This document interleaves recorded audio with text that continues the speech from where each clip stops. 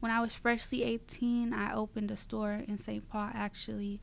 And that it's like I invested a lot of money into it, but I was so young, and like I just felt like the people who owned the building saw it was just me.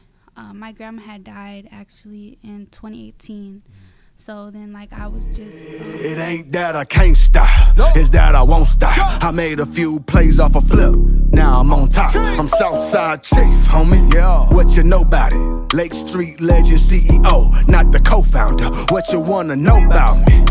I'm so churched up, I'm the last man standing, but I went first up. Most hated, they don't say it when I roll up. The things that people say about me, they don't say close up. Check it, I ain't been to the booth in a minute. Niggas hate the fact that I'm winning. Who makes him the chief of the South Side? Oh my nigga, I'm not a lieutenant. When I was in the gym, you wasn't in it. FaceTime, so my windows is tinted. If I said that shit, then I meant it. Niggas gave me the rules and I bent it. Just Jerilynn? Jerilynn Marie. Jerilynn Marie? Yeah. Okay. All right, another episode of Minnesota's #1 daily show live on Lake Street. Special guest in the building, Jerilynn Marie. Welcome. Thank you. You ever done an interview before? Like little or podcasts, but live, like video, no. No? Okay. Well, I appreciate you coming and sitting down with me. You got a pretty cool story. I don't know where the origin story is, like from far back, but like the fact that you have this cool story about you just made some brownies and now you're out here opening up venues. Like, that's amazing. So I want to talk about like the culmination from the beginning. You were telling me a little bit off the mic, but so I'm curious about, were you just making the brownie? Did you have like just a brownie recipe that was really good, or like where did it come from? My grandma, actually. Okay. Yeah. So it was like a family recipe. Yeah. Yeah. And so you kind of carried that on yourself, started making brownies. And when did brownies become like an idea for like a career? So like one day I sat down and I wanted to do something different. So like everybody does cupcakes, things like that. Yep. So I didn't just like make regular brownies. I would top them with different stuff. Like banana pudding, Reese's, stuff like that. Make them look really nice and attractive. That's fire. Yeah. So did grandma do that too, or that was your spin? No, that was my spin on it. So you took the already good brownies and said, let me put some cool shit on here Yeah. to make it even better. Yeah. That's really dope. So were you like, did you do this in like school, like high school or anything like that, or did it all come after that?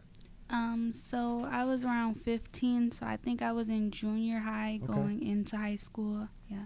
And so did you like sell them? Were you hustling these things out of school, in school? Yep. So my grandma was real old school. She didn't want us to work. She wanted us to focus on school. So I'm like, I need to find a way to make money, Yeah, you make know? some money. Yeah. Yeah. So you turned it into your hustle. Yeah. Were you doing this behind grandma's back, or did she know you were doing this? No, she knew. She supported me 100%. She made me flyers, business cards, all of that. Oh, that's amazing. Mm-hmm. So you're out here really, like, were you making good money doing this? Yeah, I actually was. Yeah. I think I got my first job at 16, and I actually quit down the road because I was making more off of my business than what I was making from the 9 to 5. Oh, shit. Yeah. That's amazing. Most people that do that in like middle school and high school are doing that because they're drug dealers. You were slinging chocolate though. Yeah. So did you ever do anything outside of chocolate? Did you ever, like brownies? Did you start making cupcake? Like you said, like I do feel like, I can't speak on this for anywhere outside of Minnesota, but I do feel like there is an oversaturation of people that do like pastries and cakes and cupcakes and all that stuff here. Yeah. Would you agree with that? Yeah, I think when I started, it wasn't really a lot because, like, a lot of people are coming to me like, this is so different, and with, like, a lot of requests for random stuff like cupcakes and stuff like that. But as I got older, I started to see, like, it's a lot of different bakers. Yeah. Yeah. So, and here you are, 15, 16. Did you carry this throughout high school? Like, you continued to do this throughout high school until you got out of high school and all that? Mm-hmm. And then so I made it into a business. It was called Yum Yum Brownies, and then that's where we got into like the selling through the stand, the brownie stand. So we turned a lemonade stand into a brownie stand basically, and that went that exploded. People would drive like an hour away just to come get my brownies. Wow. Yeah. So what, if you don't mind me asking, like, what was your career path before all of this? Like, what did you think you were going to do with your life? Or didn't you know? When I was younger, I wanted to be a lawyer, actually. Okay. And then I wanted to be a dancer. I got into dance when I was in high school. But I feel like the business owner role have always been in me. Like, when I was younger, I would plan, like, bike parades, like, little block parties, like, literally 7, 8, 9 outside on my neighborhood, planning different stuff. So I feel like it was always there. I just didn't know. Huh. So it kind of, I mean, are those things still potentially in your, I mean, you're young, or are you pretty much set in what you're doing now? It's like I keep adding on to what I do. Like, Yeah. I went from the brownies to making custom cakes to party planning to the venue now. Yeah. And we plan, like, events. Like, we're having a Mother's Day brunch tomorrow. So At the new venue? Yeah. Wow. So, okay, I want to talk about that then. So at what point did opening a venue become a reality for you? Is that something that you were looking for, or did it just kind of fall in your lap, or like what? Just you being from St. Paul, you felt like we just don't have a lot of this here? Because St. Paul don't have a lot of, like, venue, you know what I mean? Like, there isn't a lot, there's no clubs or anything like that in St. Paul. Right. Everything's in Minneapolis. Right. So was this something that you set out to do? Honestly, it came to me randomly. That's like a lot of stuff literally comes to me randomly. I think one day I was just thinking, like, how can I expand more? How can I further my career? And then it's like I didn't want to go back into opening a store. When I was freshly 18, I opened a store in St. Paul, actually. And that it's like I invested a lot of money into it, but I was so young, and like I just felt like the people who owned the building saw it was just me. My grandma had died actually in 2018. So then, like, I was just from that, so I wanted to do something more. And then I went and looked at a space. They gave the space to me. They leased it to me. I paid all this money to be in there, set up all my stuff, and they told me it was up to code, all of that. And then when it went to getting the correct licenses, the state came out and they're like, yeah, this building isn't up to code. There's nothing you can do to get it up to code. So we were open for about 3 months. I was in newspapers, all of that. People came out, but it's just they had to shut us down. So when the venue came about, I was thinking, like, I don't want to go into the store industry anymore. So initially you were thinking, when the venue came around, you were thinking this is an opportunity for you to reopen a store. Yeah. But you decided, I don't really want to do that. Right. Okay, I wanted to expand my business, but I didn't want to go back into the store role. Like, I like where I'm at right now with the stand. I hire kids to work in the summer at the stand, so that goes pretty good. And then with my cakes and stuff, so I was just thinking. And then I had got into party planning, so then that's really where the venue came from. I'm like, well, it's a one-stop shop for everything. I can make your cake, I can decorate your party, and I have somewhere you can do it at. Yeah. Where's the stand located? It's on Thomas and Chatsworth. And so it's literally like a little, what is it? What is a stand? So it's literally like a lemonade stand under a tent. Yeah. Yeah. So it can only, do you only operate in the spring and summer months then? Yep, summer. So and so then what about the winter? Winter, no. You just don't operate at all? No, I take orders through me, but the youth team doesn't work during Okay. the But I mean, that's year. really dope. So you give kids something to do, and they get paid as well? Yeah, $15 an hour. Wow. And how many kids do you employ? Our team usually range from 8 to 10 kids. They don't all work at one time, Yeah. but that's like how. Yeah. Yeah. That's amazing. What made you, I mean, besides the obvious, you want to help out the youth, like, what drove you to do that? Is it something like you wish you had and you wanted to provide it, or what, you just have a passion for children, or what is it? When I was younger, when I first started the brownie stand, my biggest thing was showing the community how strong our youth are. That was like my motto. So like I just wanted to keep that going. Like I literally other than like, you know, like the heavy stuff, I literally give them the free to do it how they want to, create events they want to create. Like, I planted a bike parade when I was around 7 or 8. And, like, I told the kids last year, like, my story and the stuff I used to do. So they liked the bike parade idea, so I let them plan theirs. Like, I'm just really big on showing, like, community youth power. When I was younger, it wasn't really shown as it is now. Like, now I feel like St. Paul, Minneapolis does so good on praising the youth, you know, everything they could do. They have all type of events. But back when I was younger, I feel like it wasn't much of that. So you just want to provide something that you felt like you didn't really get. Yeah. You know that's amazing, right? Like that's not typical, I don't think. I think that's a special characteristic that you have. Thank you. Yeah, no, I think that's amazing. So, okay, so now you got this venue, and you decided I don't want to sling cakes out of here or brownies. What are you going to do with the space? So it's really for just people to rent out for any parties, events they have. And then I also, when like people come in for tours, they see everything I offer as well, as far as like the cakes, desserts, and then like the party planning. Okay. So some people will book for the whole thing, the cakes, the desserts, the decorating, and the venue, and then some people will just book the venue.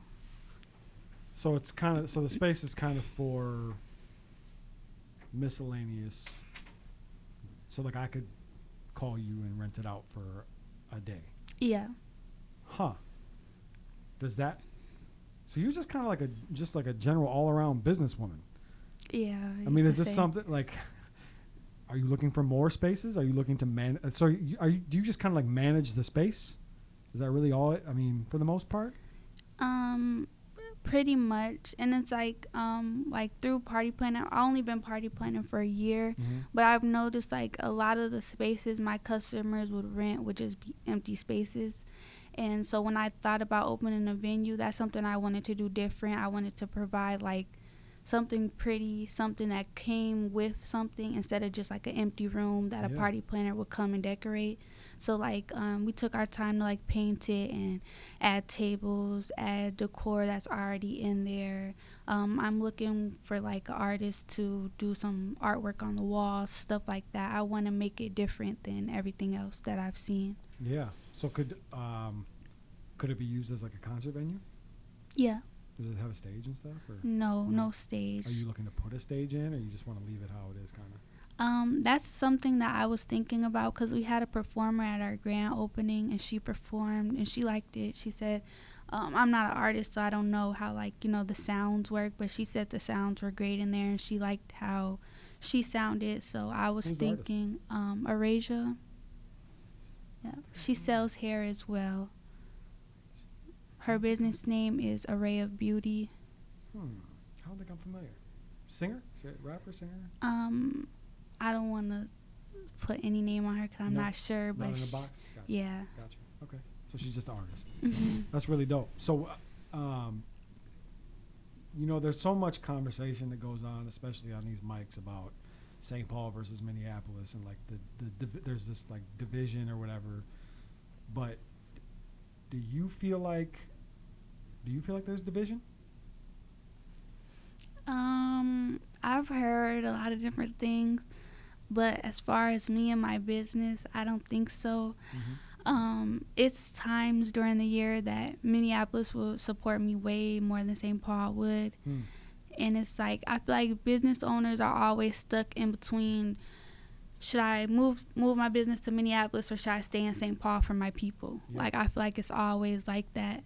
This is exactly why I asked this question, because I do feel like, now that you have this venue, you know, I don't know, I really don't, like, I don't go to St. Paul really, because there's just not really anything to do. Right, yeah. You know what I mean? Like, there's just not, there's not that much to do. Like, I feel like everything that there is to do is in Minneapolis. Yeah. Is that something you want to change? Do you feel like this could maybe be the start of changing that? Definitely. And I looked at places in Minneapolis as well. Yep. And I feel like me starting in St. Paul and St. Paul not having much is definitely two of the strong points that made my decision on which space to get. So you kind of are taking it into your own hands. Like, yes, there's more over there, but I want to start something here. Mm-hmm. Yeah, And one thing about it, like, if people support you, they're going to travel. Like, I've had people drive from Chicago for my cakes. Like, that's one thing that I know for sure, that my customers, if they support me, they're going to travel. Yeah. So what about expanding outside of Minnesota? Is that something that you have your sights set on, or no? Moving Not outside even necessarily moving, just maybe opening, having something. I don't know. I mean, I assume like there's some major like TLC that goes into your creations, right? Mm-hmm. But I feel like at some point with expansion, you kind of have to start learning how to figure out ways to mass produce your product, right? If it's that good, right, and you want to get it out into the world, like you kind of have to get to a point. Is that something that you think about, or not really? Definitely. Like, I've explored things. Like, I have an Airbnb in Atlanta. Oh wow. Yeah, I have some family. You're getting to it. Yeah. You're rich. You're getting to it out here. That's the goal. That's the goal, to That's be amazing. retired by 30 for sure. Retire by 30? Yes. I want to have venues, Airbnbs everywhere, and just be able to be home and make money. Where did you get this business acumen from? Is it from grandma? Definitely. Yeah. Yeah. She raised me, so that's like the person I looked up to. I feel like the way I was raised, she instilled a lot of different things in me that make me like a little more mature than my generation. Like, I've always been the girl at home creating a plan instead of, like outside with my friends and stuff like that. Yeah. Yeah, I mean, you're going to have plenty of time to be with your friends after 30 when you're retired. Right? I mean, like, Yeah. damn, I mean, I'm legitimately like impressed with, like, you just keep, is there anything, what else do I need to know? Like, you got the Airbnb, you got the venue in St. Paul. That's all, yeah. I mean, like, so do you have other business ventures that you'd like to get into, dabble into? Right now, no. So you just focused on the sweets. Yeah. Yeah. I mean, I see no reason not to. It seems to be working pretty well. Mm-hmm. So what, I'm always curious about the level of competition. Is there a lot of stiff competition in this industry that you're in? I wouldn't say competition. I feel like I bet you wouldn't. I bet you wouldn't. I feel like everybody has like their customers. When I first started making cakes, like, because when I was doing brownies and stuff like that, I was really the only person doing that type of stuff, so I had no like drama or anything. But I feel like when I started making cakes, that brought me into like a whole different world. Like, it's people who, like, as far as other cake artists, like people who really support you, who are going to send you customers when they can't do it. And then there's people, unfortunately, that just like hate. So it's kind of like, it's really like, unfortunately to say, like, having a business and being like in a category is like high school. Like, it actually comes with that drama. Yeah. So like, what kind of adversity have you faced? It's crazy to think that that you face adversity in this, but right. I know that's why I ask, because I know it's there. Mm-hmm. So like, what kind of things have you been through with what you do? Like, when I first started making cakes, I reached out to somebody that I really looked up to, and they kind of like turned me down. And then like they had like their friends under my cakes saying I was copying them. But it's like, if a customer sends you a cake and asks you to make it, I feel like every artist has their own style, and I feel like no one is the first of something, There's not a lot of original ideas remaining. Right. So say like if someone sent me a Boss Baby cake and was like, I want this cake exactly like this, I'm going to tell them, like, I'm my own artist, I have my own style. I'll try to make it like that one as much as possible, but it's not going to be exact. Yeah. So it's like, when I first started, I would post my work, and then like she would have her friends under my stuff, like, you need to give her credit, you're copying her, this and that. They would inbox me. They would make posts with our cake side by side and says, this girl's copying her, this girl's trying to be her. And that wasn't my intention at all. She had a website. She offered classes. I reached out to her. I wanted to sign up for her classes. You know, like, my intention is never to tear somebody else down or bring them down. Like, I was just so shocked through that whole experience. You said you looked up to this person. Mm-hmm. They say you meet your idols, right? Right. So is this still? Have you been able to speak to them since? Like, are you able to work this out at all, or is it still? No. So, put yourself in that person's position. How would you handle it? Like, if someone reached out to me wanting to learn. Yeah, if you had someone out there looking up to you the way you looked up to this person. People inbox me actually all the time, and like, I give them advice, whether it's on just running a business or making cakes. Like, we do like a cake and sip, so I have classes, like, you can learn how to make cakes, stuff like that. Like, I've never been like one to turn somebody down, because, you know, it's money in Minnesota for all of us. Sure. I feel like, and if someone wants to learn, and like, people looking up to me, like, that's something that keeps me going, you know. So I would never turn somebody down, no matter who they were. Yeah, it makes you wonder if people get jaded as time goes on, or just unappreciative. Yeah, because I've never understood that either. It's like, I could do that to people that want to do this. Right. But anytime somebody reaches out to me, I try to give them as much game as possible, because I don't want, like, what is me holding game, or like, what does that do? That doesn't help me. Right. You know what I mean? It's not like they're gonna go create a podcast and people are gonna be like, oh, but I'm leaving this one and going over here. Like, and if they do, then okay, we'll find somebody else, right? I mean, yeah, I don't know. That's so bizarre that there's competition and everything, huh? Right, like, it's drama for making cakes. I never knew, like, cake drama. For real. Cake drama. You never had anybody like pull up on you and throw cake at you? No. No cake drive-bys? No. I've had someone run off with a cake and run over my assistant's toes. It's all type of stuff, but throw cake at me, no. Somebody stole a cake and then drove away and ran over your assistant's toes in the car? Yes, it was a 3-tier. This situation actually went like fake way viral on Facebook. It was a 3-tier cake. My assistant went to take it out to her. The first red flag mistake is the lady, like, had her pass it through the window. Didn't even get out the car or anything. Had her pass it through the window. So she has this big old cake. It was in two boxes, like, parts. A wedding cake? No, it was a birthday cake, but like the size of a wedding cake. Yeah. So she passed the first box through the window, and, you know, she's right up on the car, like, her feet's under the car. She passed the second one. They just skirt off and run over her toes. She come back upstairs. It was crazy. So, did you catch it? No, it went up on Facebook. It went crazy. People were texting me her address, pictures of her ID, all types of stuff. What Chuck E. Cheese they were at. What? Yes. Oh, shit. But to me, it's like, if you're going to run off on me, that just shows what type of person you are. Like, I've had that happen plenty of times, and I just let them go. Like, you know, it's whatever. I'll change my policy. I'll change how I do stuff. But I'm not going to hunt you down for my money. Like, you know, that karma's going to come back on you, I feel like. Yo. You're a special human being. I'm just going to tell you that right now. That's so rare. I mean, that's a level of, is there any part of you that your reasoning is like it's kind of like they must have needed it more than I did?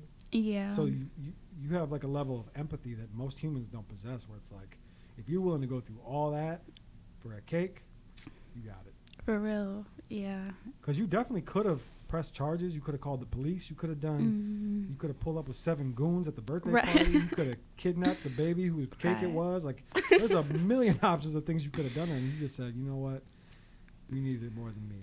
And then what's crazy is she makes a post after the baby's party over, like, she had the address and she didn't pull up. I'm just like, what? She taunted you? Yes. And you still didn't do nothing? No, I did not. You are a special human being. That is, That's a level of empathy that I'm not sure we see too much these days. So, I mean, I commend you, honestly. Not only do I commend you on just that scenario alone, but like your story is incredible. And you're helping the youth. You're out here employing the youth, literally putting money in their pockets, potentially keeping them off the streets, out of whatever, any trouble. Like, I'm blown away. I'm really impressed. So what's in the future?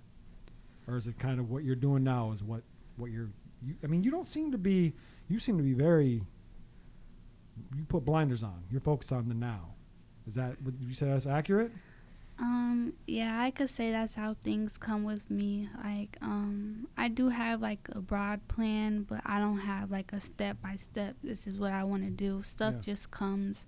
Like the venue this year, that wasn't like in my plans. Like I didn't plan 2023 I'm gonna open an event venue. Yeah.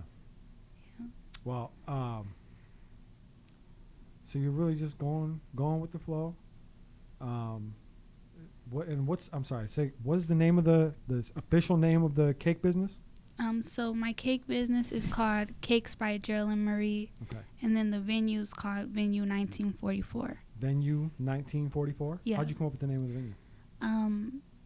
1944 is the year my grandma was born. That's what I thought. Yeah. That's awesome. Yeah. That's beautiful. So, Venue 1944. Mm-hmm. And is it open to the public? Like they can reach out to you and utilize the space now? Yep, it's open. Mm-hmm. And so like on a day-to-day basis, it's just a venue? Oh, it's just, if it's not being used, do you use it like as how does it get used now? Is it just a space that can be rented, or do you use it for other things? So we've actually been having events going on. Prom season and graduation season been really busy. People are booking before I even said it was open. Like, I just posted on Facebook pictures before I started working, and people started booking it. And June is basically wiped out. I think I have a few more days in June. We're going into August. July, I have a few dates in July that's booked. But so it's getting booked pretty well. I really want to get like some different things in there, like dance practices, stuff like other than parties. Just anyone who wants to use the space, come use it.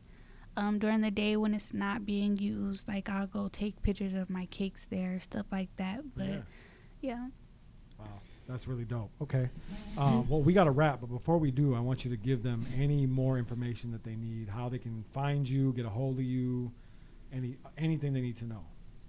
My website is JerilynnMarie.com. Instagram is Jerilynn Marie. Facebook is Kalani Marie. Can you spell that, Jerilynn Marie? JerilynnMarie. Okay, perfect. 2 E's. Yep, 2 E's. And that's JerilynnMarie.com? Yep, .com. So I assume they can find just about everything there, right? Yep, everything's there. The cake and sips, the cakes, the party planning. I'm adding the venue to the website soon. Dope. Okay. Mm-hmm. Well, it sounds like they already are supporting you, but please continue to support this woman and shop with her and spend your money with her and utilize her venue and buy the cakes, and please don't drive off with them. I'm blown away. I'm impressed. Thank you. For real. Like I really appreciate your time, and I appreciate everything that you're doing out here, and I'm glad we could do this. For real. Thank you. Thank you for joining me. That's it. Another episode of Minnesota's #1 daily show live on Lake Street. I'm Jake Faircloth. Follow me everywhere at Jake Faircloth1. It ain't that I can't stop, it's that I won't stop. I made a few plays off a flip, now I'm on top. I'm Southside Chief, homie. Yeah. What you know about it? Lake Street legend CEO, not the co-founder. What you wanna know about me? I'm so churched up. I'm the last man standing, but I went first up. Most hated, they don't say it when I roll up. The things that people say about me, they don't say close up.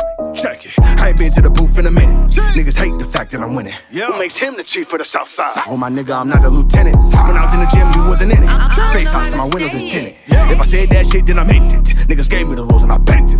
Same nigga that was trapping while I was suspended. You wasn't in them hallways banging, boy, you wasn't in it. Really a genuine nigga, homie, don't get offended. From East Lake, South Murder, I'm just ain't that I can't stop. It's that I won't stop. It ain't that I can't stop. It's that I won't say. It ain't that I can't stop. It's that I won't stop. I made a few plays off a flip. Now I'm on top. I'm Southside Chief, homie. What you know about it? Southside Chief, homie. Now what you know, look, I'm Southside Chief, homie. What you know about it? Lake Street legend CEO, not the co-founder. What you wanna know about me?